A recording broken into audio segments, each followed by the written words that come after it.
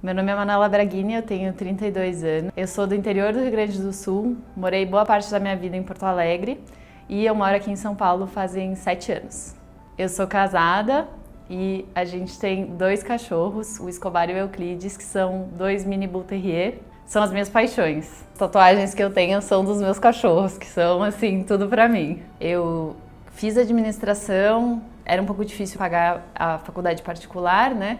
Então, eu consegui uma bolsa para estudar, então fiz na PUC, mas com bolsa, por ter passado em primeiro no vestibular, e estudei administração com ênfase em empreendedorismo e sucessão. A maior parte dos meus colegas de faculdade, eles vinham de famílias que tinham negócios, né? Mas a minha família é de profissões mais tradicionais. Eu sempre me dediquei muito, assim, para a faculdade. Estudava muito mais assim, que a maioria dos meus colegas, eu fazia os resumos para a turma inteira e aí eu consegui uma bolsa também para passar um ano fora. Foi onde eu conheci meu atual marido, então hoje fazem 12 anos que a gente se conhece e depois eu voltei para Porto Alegre depois desse intercâmbio. Comecei a trabalhar no mercado financeiro, então fora os estágios que eu tive na faculdade, foi o meu estágio mais sério, assim, que eu acabei até sendo efetivada depois que eu me formei. Eu trabalhava num fundo de Venture Capital, então eu conversava muito com empreendedores, conversava sobre os negócios deles e via as potenciais oportunidades ali de receber investimento. E uma coisa que sempre me chamava a atenção era como eles falavam dos negócios deles, com muito brilho no olho, assim, independente do ramo que essa pessoa tinha, o negócio, ela falava com muita paixão do negócio que ela tinha criado. E aí eu entendi que eu estava do lado errado da mesa e que realmente eu precisava ter o meu próprio negócio para ser mais realizada. Então, logo depois de me formar, um amigo de faculdade conversou comigo que ele gostava de fazer cerveja, estava aprendendo a fazer cerveja em casa. E ele queria montar uma cervejaria, estava procurando alguém para fazer essa parte administrativa, de marketing, já que ele queria ficar bastante na parte operacional. E eu nunca tinha pensado assim, em trabalhar com cerveja, não era especialmente uma coisa que eu gostava demais, mas eu lembro que o meu avô sempre falava que comida e bebida era uma coisa que as pessoas sempre iam precisar. Então, o meu avô, que era a minha única referência assim, em termos de empreendedorismo na minha família, ele me falou isso e isso me marcou. Então, eu tinha muito claro que eu queria trabalhar com alguma coisa ou de alimento ou de bebida. Então, eu logo dei o aviso prévio no meu emprego no mercado financeiro lá em Porto Alegre e eu fui para o interior, onde a gente começou a fazer cerveja em casa. Então, numa semana eu estava com roupas saia lápis, camisa social, e na semana seguinte eu tava com roupa de ginástica, mexendo a panela lá e fazendo cerveja de forma artesanal. Mas eu tava muito feliz, muito realizada, assim, de estar fazendo uma coisa minha, de poder pensar em toda essa parte das embalagens, da divulgação, de outros produtos que a gente ia colocar na linha. Então foi uma parte muito gostosa. A gente conseguiu um espaço e começou a montar para fazer a cervejaria um negócio assim realmente com todas as licenças que precisava, do Ministério da Agricultura e tudo mais. E eu sou muito inquieta, assim, então um dia eu tava em casa e eu queria comer pasta de amendoim e eu não encontrava pasta de amendoim, só tinha aquelas com gorduras hidrogenadas e tudo mais. Quis tentar fazer em casa uma pasta de amendoim, que era uma coisa que a gente comia bastante lá nos Estados Unidos, né, lá em 2010, no meu intercâmbio.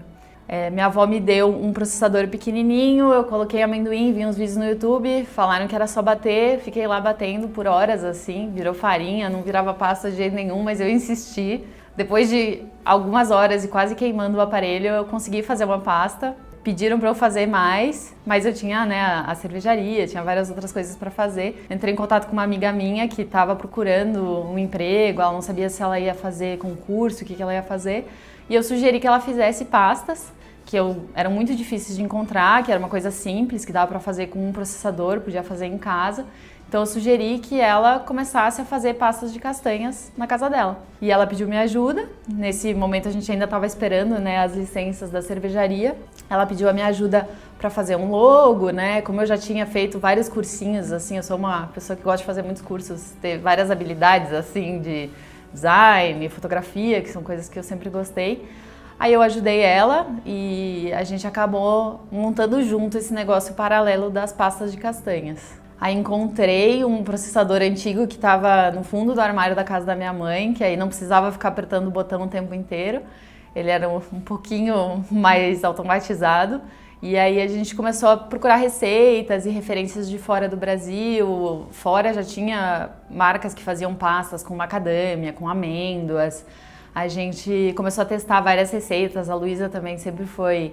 Como hoje é a Carol, a Luísa na época era a pessoa que cuidava mais da parte realmente das receitas, que o meu paladar nunca foi muito apurado, assim. Então, sempre gostei mais realmente da parte administrativa, de marketing e tudo mais.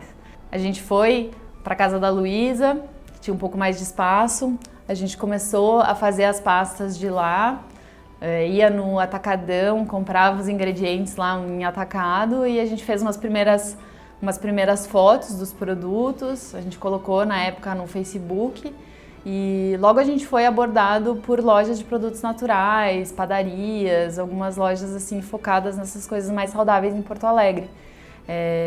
Pediram pra gente se a gente podia fornecer para eles revenderem, mas a gente fazia em casa, nem tinha nada CNPJ, né? A gente viu que era uma oportunidade, começou a ver essa demanda por coisas, realmente por ele ser mais natural do que as opções que tinha. Então a gente foi atrás de um espaço, nessa época eu já tinha, todo o dinheiro que eu tinha pedido emprestado estava na cervejaria, então eu não tinha mais nada para investir nesse negócio, a Luísa também não tinha nada para investir nesse negócio, mas a gente estava muito determinada a fazer dar certo, então a gente procurou um espaço, conseguiu negociar uma carência de aluguel. O pai da Luísa tinha recém se aposentado, ele ajudou a gente a fazer alguns móveizinhos simples assim, levamos coisas de casa e a gente conseguiu uma salinha onde a gente ia legalizar esse negócio também para poder fornecer para essas lojas, né, tipo Mundo Verde. A gente viu, né, que estavam vindo os pedidos e começou a comprar mais equipamentos. Uma época a gente tinha 5 Jamie Oliver, assim, que era um processador caseiro, né, mas um pouquinho maior. A gente chegou a ter, assim, 5 um do lado do outro, que a gente parcelava em 12 vezes. Eles estavam sempre na assistência técnica, né, que não era para ficar o tempo inteiro batendo assim. Como a gente não tinha um investimento, eu acho que a gente também errou menos, porque a gente foi dando pequenos passos para construir esse negócio. As redes sociais, na época, aí estava surgindo já o Instagram, já tinha os primeiros influenciadores e a gente mandou as pastas para alguns nutricionistas e influenciadores fitness na época lá e como era um produto bem diferente, eles postaram sem cobrar nada da gente, assim, gostaram e postaram e isso ajudou bastante a nossa visibilidade. Então, muitas lojas e supermercados de todo o Brasil começaram a pedir os nossos produtos. Nós, junto com uma outra empresa ali da região Centro-Oeste, nós somos os primeiros no Brasil a fazer esse tipo de produto, né? Então era muito diferente, as pessoas não conheciam muito bem, o óleo separava, as pessoas achavam que estava estragado, as pessoas não sabiam se era para passar no rosto ou se era para comer. Então teve uma parte até de educar as pessoas para que serviam essas pastas, né? Logo depois surgiram outras marcas, né, seguindo, até porque é um produto que tinha pouca barreira de entrada, né? Você podia fazer com um equipamento relativamente simples. Mas acho que essa coisa do pioneirismo ajudou bastante a gente para crescer rápido. Então essa empresa que a gente criou é a Holy Nuts. Ela estava crescendo muito bem e ao mesmo tempo a cervejaria, a gente tinha conseguido todas as nossas licenças, então estava começando a vender mais também. Eu vi que eu não ia ter tempo de manter as duas coisas. Eu acabei vendendo a minha parte da cervejaria para focar só na Holy. Por mais um tempo a gente fez alguns investimentos, comprou máquinas maiores, né? Mas na época também não tinha muito equipamento para esse tipo de produto, então era muito manual o processo. E a gente começou a ver que muitos dos clientes eles estavam em São Paulo, né? A maior parte dos nossos clientes estava aqui. Eu também já namorava à distância há 5 anos, estava um pouco cansada dessa coisa de aeroporto. E a gente decidiu procurar um espaço aqui para montar um escritório e dar um próximo passo, né? Começar a ter equipe comercial e trabalhar nessa parte aí de vender para supermercados e lojas para crescer ainda mais a Holy Nuts. Aí uma noite a gente encontrou, foi bem difícil assim, a gente rodava bastante, os imóveis estavam precisavam de muita reforma, mas um dia a gente estava, depois de jantar, a gente estava andando de carro, eu e meu marido, e a gente passou por um imóvel que a gente gostou muito, que era muito perto do que a gente podia pagar e o tamanho que a gente precisava. A gente acabou alugando essa casa na Vila Madalena e para montar o escritório, então, na parte de cima. Mas tinha toda a parte de baixo que parecia um desperdício, assim, né?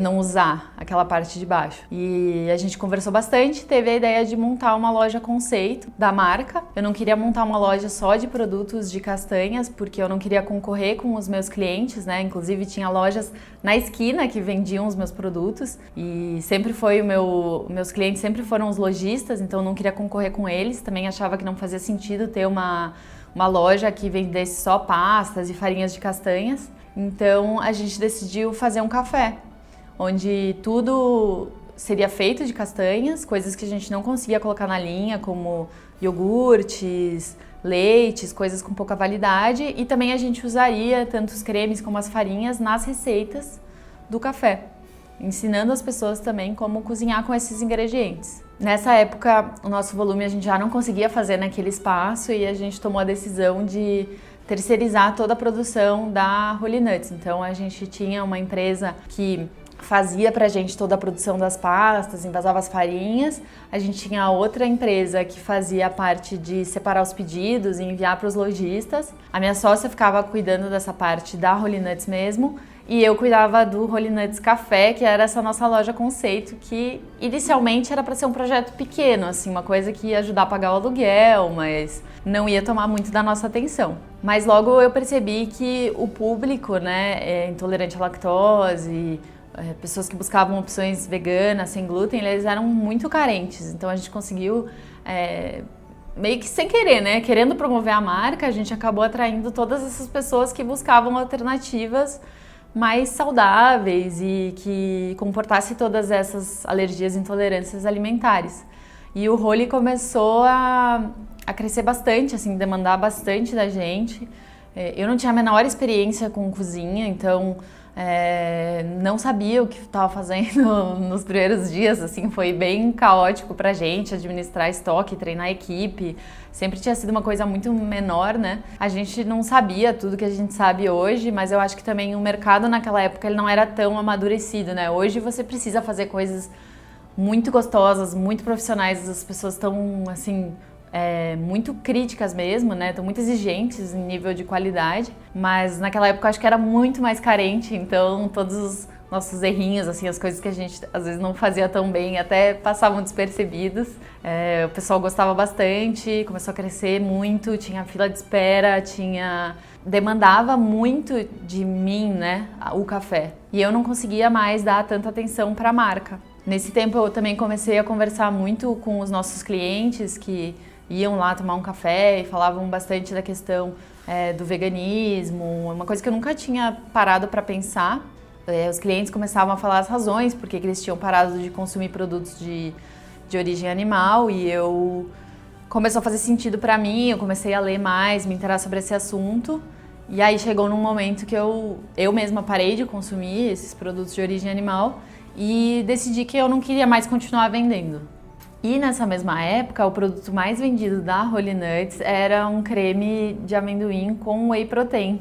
Era o produto mais vendido e ele tinha um ingrediente de origem animal. E aí teve isso que pesou pra mim, também o fato de eu não estar conseguindo me dedicar tanto para a marca. Eu gostei bastante da operação do café, dessa proximidade que a gente tinha dos clientes para ouvir o feedback. Também tinha mais liberdade para criar receitas, né? Enquanto na marca, quando a gente queria lançar um produto novo, tinha que fazer já 5.000 embalagens, então não era uma coisa que você podia arriscar muito. E a parte das receitas lá do café, a gente tinha muito mais liberdade para criar, que é uma coisa que eu gostava demais. Aí a Luísa estando em Porto Alegre também, a gente decidiu vender a marca, né? Vender a Holy Nuts e ficar apenas com o café. Então ela e outros sócios que tinham investido, eles saíram nessa época e eu fiquei cuidando do café, que a gente mudou o nome de Holy Nuts Café, como era o nome da nossa marca que a gente tinha vendido, a gente mudou para Holy Café. Quando a gente fez a venda da Holy Nuts, ela já era uma empresa que faturava aí mais de 100 mil reais todos os meses.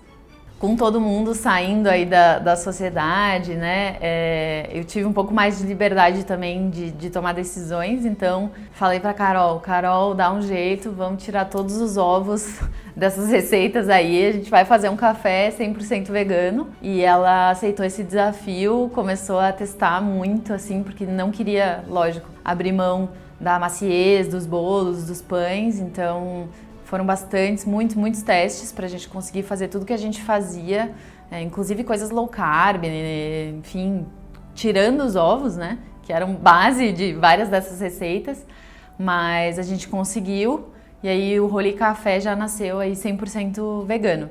O nosso lugar lá não era tão bom, assim, não tinha tanto fluxo de pedestres, então a gente ficou nesse negócio de querer colocar mais coisas, aumentar o nosso horário, aumentar o quadro, esse meio desespero aí para a conta fechar. A gente chegou a vender até quiche com salada na hora do almoço, a gente vendeu sanduíche uma época durante a noite, porque eu queria usar o tempo dos funcionários, então fui perdendo um pouco do foco do negócio, por esse desespero assim de ter que faturar, né, para pagar as contas. E quando veio a pandemia, já estava num momento assim bem delicado e a gente teve que fechar o salão, então não sabia como seria isso.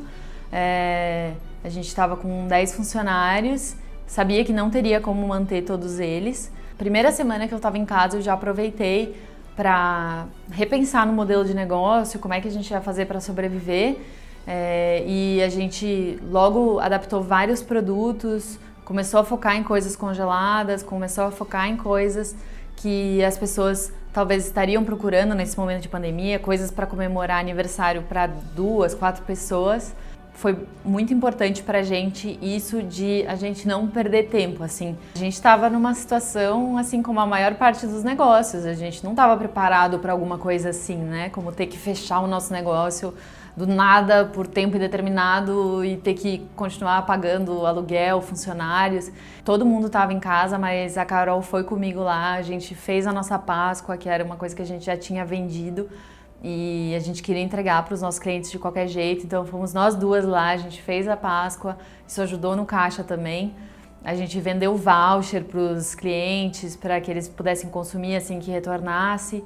E a gente começou finalmente a vender mais dessas tortas, bolos, que é uma coisa que a gente sempre quis fazer e quis vender, mas o nosso faturamento era totalmente concentrado na parte de café da manhã, o brunch e tudo mais. Como a gente viu que isso funcionava, que tinha demanda para isso, né, e a gente conseguiu atender rapidamente essa demanda, a gente decidiu fechar o salão de forma definitiva, né, a gente reformou o espaço, tirou as mesas, e focou mesmo em fazer as coisas congeladas para entregar, né, ou para retirada.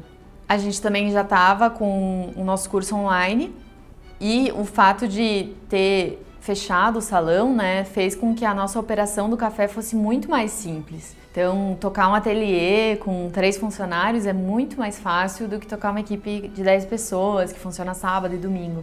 E acho que a pandemia também trouxe muito disso de ter qualidade de vida, a importância de ter qualidade de vida. E o ateliê permite isso, né? Você consegue educar seus clientes para que eles façam as encomendas antes. Hoje a gente trabalha só durante a semana e no sábado de manhã, então para mim foi muito importante poder ter esse tempo a mais com a minha família. Quem tem restaurante sabe que às vezes a gente acaba virando escravo mesmo do negócio e isso não é sustentável por um longo período de tempo.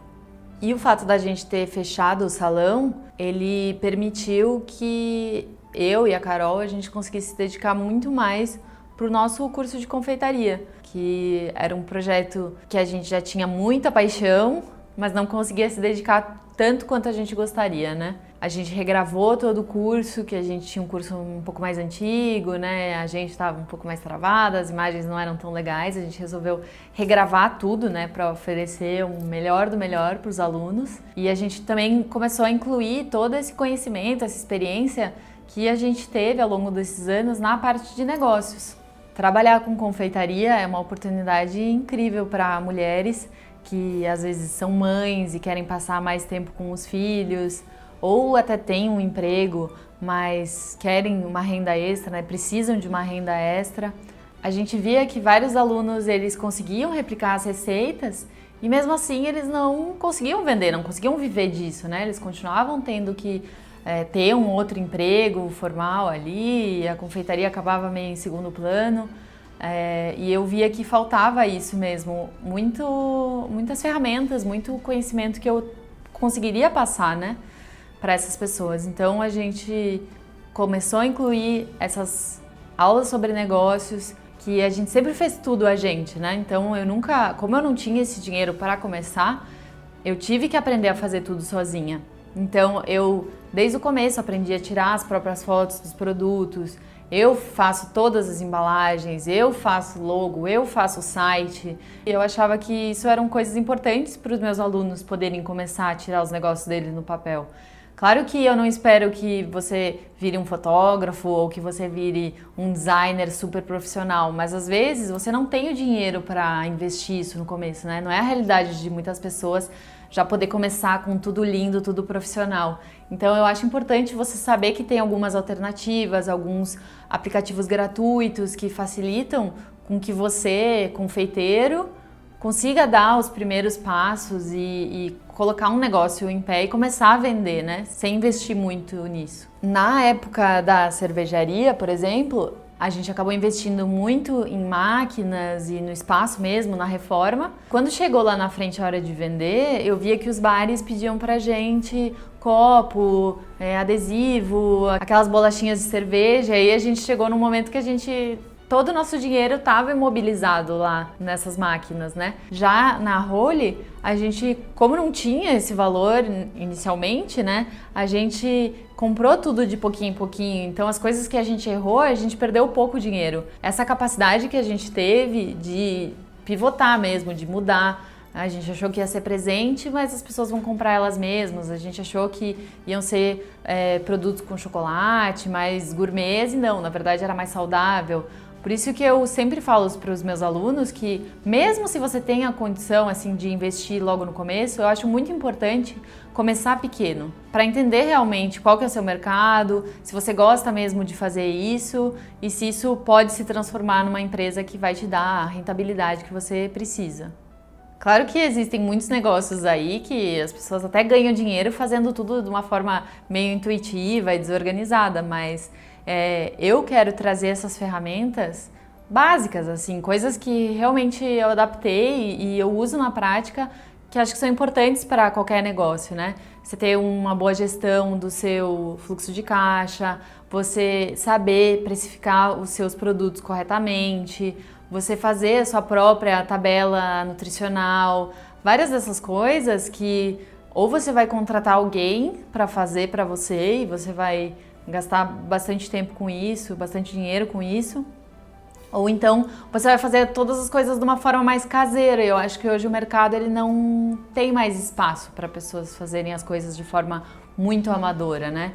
Hoje já tem muitas opções de negócios aí, de comidas, e eu acho que para você se destacar no mercado de confeitaria inclusiva, você precisa oferecer mais do que os seus concorrentes. Mas, ao mesmo tempo, eu tenho essa consciência de que eu fiz faculdade de administração e a maior parte das coisas que eu aprendi na faculdade, elas não se aplicam na vida real. Acho que o que é legal do curso é que eu fui tentando descobrir coisas que funcionam na prática. Então, por exemplo, meu controle de estoque poderia ser muito mais complexo, usar software, ter algum controle muito tecnológico. E eu vi que o que funciona na prática numa confeitaria pequena é uma prancheta, papel e caneta. Então, eu divido isso com os meus alunos também, sabe? Qual é a forma mais simples de fazer uma coisa que é fundamental para a gestão do seu negócio, mas que também não vai tomar muito do seu tempo. Afinal, eu imagino que muitas das pessoas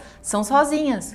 Como eu sou sozinha na administração da nossa confeitaria até hoje, eu sou a pessoa que faz toda a parte de gestão. Eu sempre gostei muito dessa parte do marketing, design, das fotos, da estratégia, mas não tem como você ser a única pessoa que está na parte de gestão de um negócio e você não se familiarizar com as coisas básicas ali de números, planilha, financeiro. É uma coisa que você tem que fazer gostando ou não. E é muito mais fácil para quem é nosso aluno, que já tem as planilhas prontas, coisas que eu nem conseguiria desenvolver, que a gente teve ajuda de consultorias de fora, que a gente aprendeu ao longo dos anos. Nossos maridos aí do mercado financeiro ajudaram a gente também a montar essas planilhas que fazem tudo de forma automatizada para os alunos. Então é muito mais simples você colocar lá a sua receita e você saber quanto que ela custou, você saber toda a planilha de informação nutricional. Então acho que é uma coisa que só isso já paga o curso. Por a gente ter montado um negócio, né, legal, diferenciado, o nosso ambiente era muito legal, as comidas eram diferentes. Eu já tive a oportunidade de experimentar vários modelos de negócio com o Rolly Café. Logo no começo a gente foi abordado por essas consultorias de franquias, então eu estudei um pouco sobre essa parte de franquia. A gente chegou a ter um segundo ponto, que era uma food bike. A gente trabalhou com catering de eventos, então fazendo café da manhã para eventos de 400 pessoas e vários dias.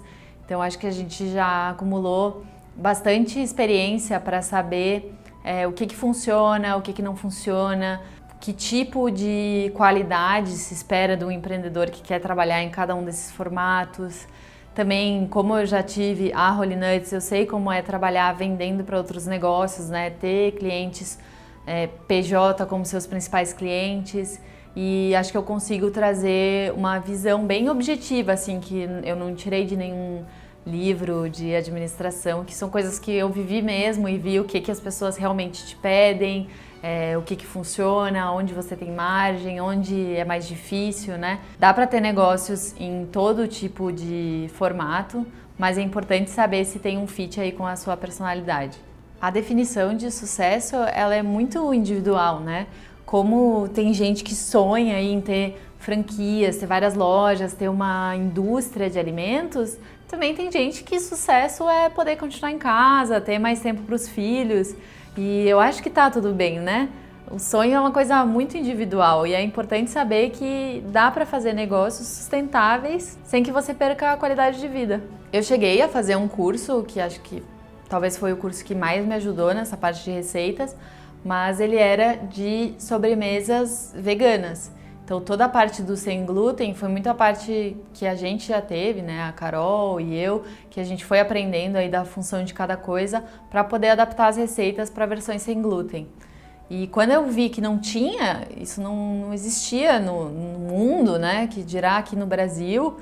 Aqui no Brasil a gente até hoje tem cursos aí de poucas receitas que você fica preso naquelas receitas, você não consegue, né, não consegue aprender o suficiente para criar suas próprias receitas. Então, muita gente perguntava pra gente lá na própria confeitaria onde que a gente tinha aprendido, como que a gente fazia todos aqueles produtos que eram surreais de bons, que as pessoas que não eram veganas, que não eram saudáveis, gostavam do sabor. Como que a gente tinha criado aquelas receitas, que curso a gente tinha feito. Então a gente viu essa oportunidade de criar um curso que ensinasse tudo isso de forma totalmente transparente. A gente nunca teve medo de passar as nossas receitas. Eu acredito que a receita não é o segredo, né, do negócio, é essa criatividade que você precisa desenvolver. Essa forma de pensar diferente, você conseguir juntar os ingredientes, você conseguir pensar em coisas que vendem, né? Que você consegue ganhar dinheiro com isso, coisas que são otimizadas para a produção, coisas que você não vai precisar de muito funcionário, que você não vai precisar de muitos equipamentos caros. Eu acho que tudo isso é importante e tem muito peso para fazer um negócio de sucesso, não é só receita. Muitas pessoas olham a gente hoje e acham que foi muito fácil, que eu tive muito dinheiro para começar, que eu tive muita sorte de ter a Carol, que é muito difícil alguém replicar o sucesso que a gente teve. Mas, na verdade, o que eu tive foi resiliência, assim, de saber quando que estava na hora de adaptar meu negócio, quando aquilo não estava funcionando. E eu acredito que isso é uma coisa que você pode aprender. Foram meses e meses, assim, planejando um curso que fosse completo, que a pessoa soubesse a função de cada ingrediente, que ela tivesse todas as receitas, as estruturas bases das receitas, né, diferentes, bolos, tortas, mousses, que ela entendesse o porquê de cada coisa, para ela ter essa liberdade de criar. E a parte de negócio também foi crescendo assim a importância, conforme a gente foi vendo que as pessoas tinham essa demanda, para fazer o curso mais completo que tem, talvez no mundo, para quem quer empreender com confeitaria inclusiva. Essa questão da gente conseguir fazer muita coisa nós mesmas, então a gente tem um estúdio lá dentro da nossa confeitaria, a gente consegue gravar muita coisa, isso faz com que a gente tenha um conteúdo muito rico, porque a gente consegue estar criando conteúdo tanto gratuitamente nas redes sociais, quanto para os nossos alunos de forma constante. Então é um curso que sempre tem aulas novas, ele está sempre sendo atualizado e melhorado, e qualquer receita nova que a Carol crie para o nosso negócio, ele vai para o curso também. Lá dentro do curso a gente ensina receitas específicas para quem quer trabalhar com coisas low carb, para quem quer trabalhar com um público infantil, né, adoçando com frutas, coisas sem açúcar.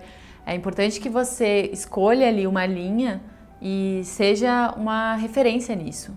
Tem uma questão que é muito importante para a gente, que a gente sempre aplicou no nosso negócio de confeitaria e a gente insiste muito nessa parte com os nossos alunos, que é a questão da transparência. Então, esse jeito que a gente tem da gente falar a verdade, não ficar pintando aí um mundo cor-de-rosa, onde todas as receitas funcionam, onde todos os modelos de negócio é possível ficar milionário. A gente é muito transparente nesse sentido, eu e a Carol, trazendo a nossa visão da realidade, falando de todas as coisas que você tem que passar, as coisas que você não gosta e você vai ter que fazer para o seu negócio dar certo.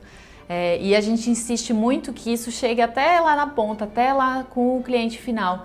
Então, transparência na parte de rótulo, você divulgar tudo que você usa, você ter esse cuidado com contaminação cruzada de glúten, você não atender pessoas que têm alergia se você trabalha em casa. Isso nem é um diferencial, isso é uma coisa mínima que você precisa fazer, é ser ético. E a gente ensina e insiste muito nesses pontos para os nossos alunos também.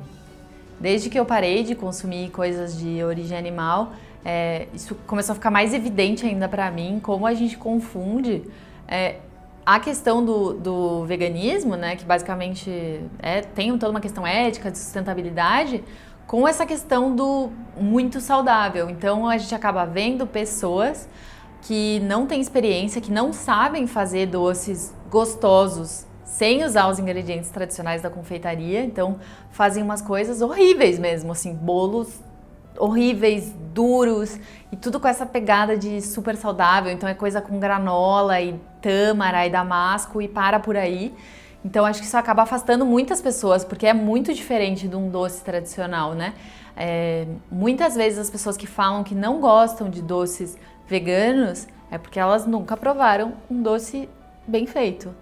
E acho que a gente quer quebrar esse paradigma aí que doce tanto sem glúten, quanto vegano, quanto sem leite, não é gostoso. É gostoso sim. Hoje a maior parte dos nossos clientes, eles nem são veganos, né? Eles compram os doces porque são gostosos mesmo, né?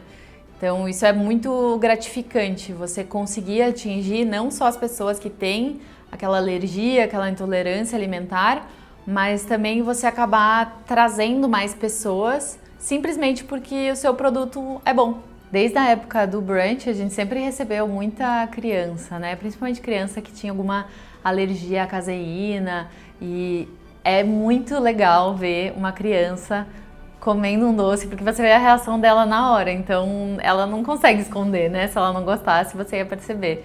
É muito legal ver uma criança comendo um brigadeiro, comendo um bolo e tendo aquela satisfação, aquela alegria mesmo de comer.